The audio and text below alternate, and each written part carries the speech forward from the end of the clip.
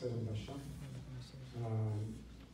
Bugun Erdo'g'onlar müşahede olup üzerinde şu başka yanlışlıklar bu kitabın yazışları yanına kırıp gittim değil mi? Bu kitap özü keçiçe hazır kompüterçi olan yaxşı bilgisayar programını keçirip besip koysanlar üst kaçılar verdi. Bu işlerini kıyırmış. Şunakta değil mi? Lekin bu tarih bunlar bulmaydı. Tarihin bir adam bütün vücudunu, kenini, terini, bütün vicdanını, azap okubetlerini, kültürlerini, hoşallıklarını şunu sındırdı. Başkalar uslayına alıtkanacaklı o adamla kağızlarının arasında oturdu. Başkalar huzuruna alıtkanacaklı o adamla şu tarih ülketki adamlarla onu düşündü. Aynı şu çağda anladım bu kitapla yazıldı. Elbette ben bunu 12 ton bulup yazışını bu aslında 12 tonlu yazanında uyumadı. Lekin bu kasam bu bizim tarih 12 ton bilen emas, 120 degen tonlardan yazılış gerek aslında. Ondan köp yazılış gerek. Ama benim küçük hazırca hoşuna bir literatürde. Şunun küçüğünün yetkince başlayıp ahırı tutuşturdum. İlgili bunun ben de 30 yılda vaktini sarf kıldım desem oldu. Demek 30 yılın olduğunu başlatmadım. Bugün günde sizlerle 12 ton bitti dep paylaşım yaptım. Tahmin başlayacaklar demek görüşmeyi yaptık. Demek şimdi aldığım üzümüzün boğununu kelsek, şimdi bugün günde bu Uygur tarihini yazıştığı sebep zaten maksat mıyım? Yani bizim maksatını sizler yaxşı düşünürsünüz. Bugün günde Uygur milleti bir tarihlan emas Uygur milleti üzerine bir dahşatli vaziyette geçti. Uygur milletinin mevcutluğu yüzüne aşırı tarihlerden biri çemberçe ispatlangan. Şunun için tarihte bazı şahslar bilen bir milletin yok düşüşü onun tarihini yok. Demek bizim tarihimiz biz demek bugünkü. Ben bu şundak şarayette, ben sözümü sen bu anlamlarına ait aydım, her bir eden bildim. Şu sebepten bu kitapta hem burun oylagan hem yazdım. Bugünkünde bunu yazıp destek olasını çıkardım. Demek hazırda bu kitabı yazılışına sebep olan arif görünüşler anlamlarga aydım. Bu benim sebebim emas, bana kelayotgan besim emas, bu hammamizga kelayotgan bizning millatga, shu millatga tava deb qaragan odamlarga kelayotgan besimdan kelib chiqqan. O'zimning albatta shaxsiy qiziqishim bor. Ba'zilar musiqa chalsa, uslayolsa qo'shilishi mumkin. Ben tarix kitap okusam qo'shila bozormayman. Demek bu o'zimning qiziqishim. Ben şu günlük hayatımda adeta köpinç hazır elimde bu adamlar bilan muğdaşmayman. Ben Nonijin'in aldığı edemliğinden 1944-49'daki inqilabçılar bilen, 33'deki inqilabçılar bilen, bu dünyadaki yok edemler bilen muğdaşılar köpinç. Şular bilan paylaşım. Bana şu kızıkış, beni demek bu kitaplarını yazışlarken. Hem de hazırlıkça bizimki bu Uygur tarihimiz köp yazıldı. Ondan yüzümüzden Mehmet Emin Buğra birinci olup Şarkı Türkistan tarihini 1940'da Kabul'da yazıp keyin tarqatdı 80-yıllarda qayta nashr qilindi. Mehmet Emin Buğra'nın Şarkı Türkistan tarihi hazırgacha 80 yılgacha o Xitoyning ideologiya sahasi qadalgan bir mix bo'lib hazırgacha turibdi.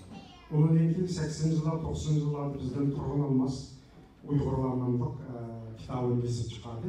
Bu məxsus Uygurlarının qədimdən 13-cü əsrgacha bo'lgan davrdagi umum bir tarihi. Onun şunda Uygur ideologiyası üçün çox rol oynadı. Keyingi vaqtlarda Qahramon Hocayev Qozog'istonning Uygurlar qədimdən hazırgacha etnosiyasi tarixida bir kitabını yazıp çıktı. Şuna o'xshash endi Uygurlarning vatanda, vatan sirtida davrlar tarihi bo'yicha yozilgan bir qisqa vaqtlarda yozilgan kitoblar bir qism ko'p. Lekin onun bir bütün tarih asas jihatdan yok diyelim. Yani Xitoylarning bizning tariximizni yazıp çıktı. Çünkü ularning bizning tariximizni yazışı ular kerak. Çünkü ular bizning menfaati uchun o'zining nuqtasini yazıp chiqdi. Hozirgacha bo'lganlikda masalan Xitoylar Şinjan qisqish tarihi deganda 3 tomlik 80-yillarda yazıp chiqqan. Ondan boshqa bu o'zi Uyg'ur tarixi nomli kitobi 80-yillarda 3 tom bo'yicha qadimdan 40 yıllarca boğan devrini yazıp çıktı. Ondan başka yana Şinjan Uyghur kısıkış tarihi deyen bir kitabını bir tomluk hükümet özü profesörü yazıp çıktı. Şuna oxşaşmış kitaplar Xitaylar üzüm yazıp çıkan. Hem de Xitaylarning yazıp çıkışıyla elbette Uyg'urlarninki öz tarixini yazışıdan nurg'un maqsad, to'qinish, baho o'xshamaydi.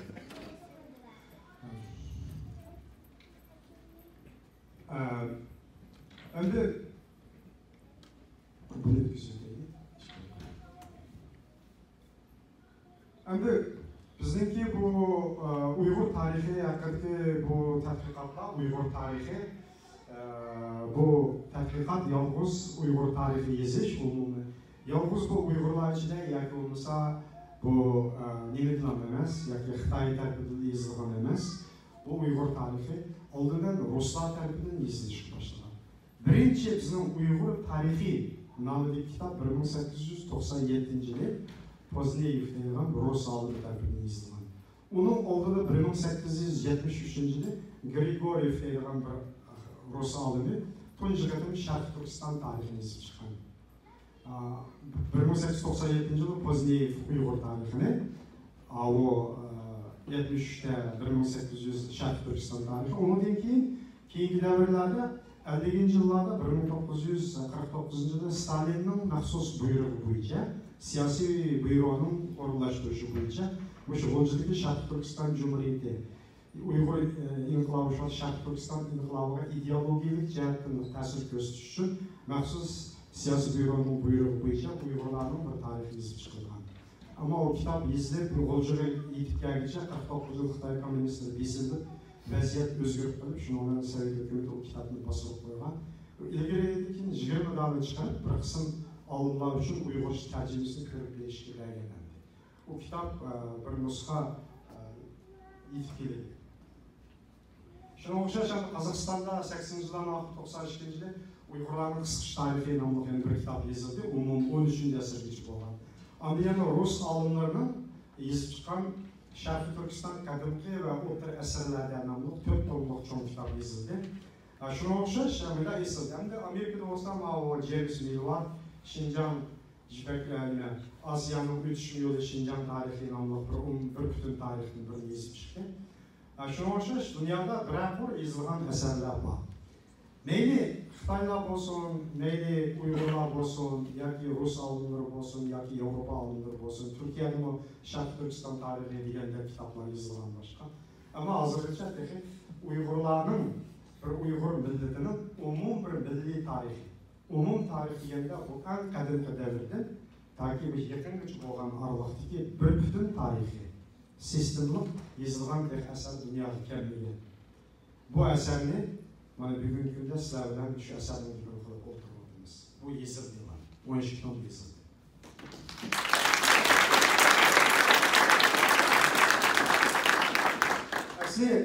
Asli bu 12 tom Uyg'ur millatining umumiy tarixi degan bu intayin cho'ng tema. Bir millatning siyosiy tarixi, madaniyat tarixi, ijtimoiy iqtisod tarixi, falsafiy ideyalar tarixi, u millatninki umuman umum qurulmasi qatorliq nurg'un mazmunlarni o'z ichiga oladi. Bak intayin kam doiralik bir emgak bu. Asli uni qoida bo'yicha necha o'nlagan olimlar, davrlar bo'yicha o'tirib yozib chiqadi. O'zining mutaxassisligi bo'yicha. Asli bir odamninki ishi emas bu. Bir odamning ishi emas, bir shaxsning ishi emas.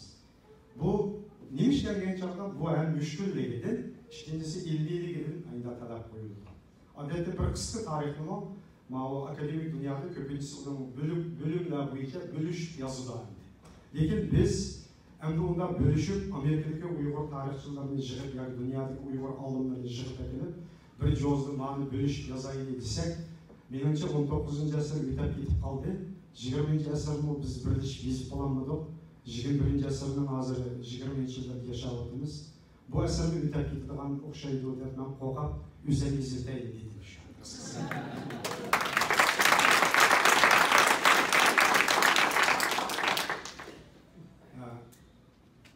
Endi Xitoy 2005-yilda Şinjan umumiy tarixiy deb bir cho'ng projekt boshlagan. Uningga 300 degan Xitoy olimlarini qatnashtirib, necha 100 millionlagan mablag'larni ajratib, butun Şinjanning, Sharqiy Turkistonning, ya'ni Xitoy atayotgan Şinjanning, biz ataydigan Sharqiy Turkiston yoki Uyg'ur eli yoki Uyg'uristonning mushu keng zaminning shu umumiy tarixida qadimdan tortib hozirgacha bo'lgan etno siyosiy, milliy, iqtisodiy, ijtimoiy, madaniyat, arxeologiya shunday kuchli bir asarni yozishni boshlagan 2005-yilda. Onunla Şinjan Uyghur Abdunum Raylıq Partikom baş bulup, Langloçan'ın oradaşlışı bilen biz yazıp çıkışımız gerek. Hazır şundak yazıp ular cemi 14 ton kitabını çıkarıp oldu. Andın bular bütün güçlü acırtıp bunu İngilizce başka tıllarına tercüme edip çıkarıldı. Andın bu 14 tondan başlayana 54 tane kitap çıkargan. Onun bir yandaş mezmunlar boyunca. Hazır yani devamlı kılıvadı. Gayet zor bir iş bu. Uların aldığım yılda Çayçango başlığı jırılaştı. Bu şu grupların şirketi. Ulanın digende milli bölgünçülerdi. Tarihini vurgulattı.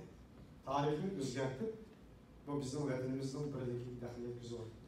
Bizim bunu kılışımızdaki maksat İslam'ın bunu şu milli bölgünçüler izlenmişti. Demek bu cümleden, bu jırının xulasıdan ulanın tarihini nime için yazılığından çıktı. Şundan mı aydın oldu? O tarihini onu otlağın her bir olağa karşı izleyatkan tarih demektir. Yani o yüzden şarayetta benim hem de 12 ton kitap, ola 14 ton olsa, benim hem de 12 ton, 2 ton iken kaldı yani. Lekin şu yazıldı. Onu 300 degan olimni yig'ib, millionlagan dollarlarni hajlab, kuchlarni qilgan bo'lsa, men o'zimning aqlim bilan, o'zimning salomatligim bilan, o'zimning butun qayg'u xo'shalliklarim bilan, o'zimning vaqtim bilan, o'zimning yuragim bilan, o'zimning qo'lim bilan yezib chiqdim.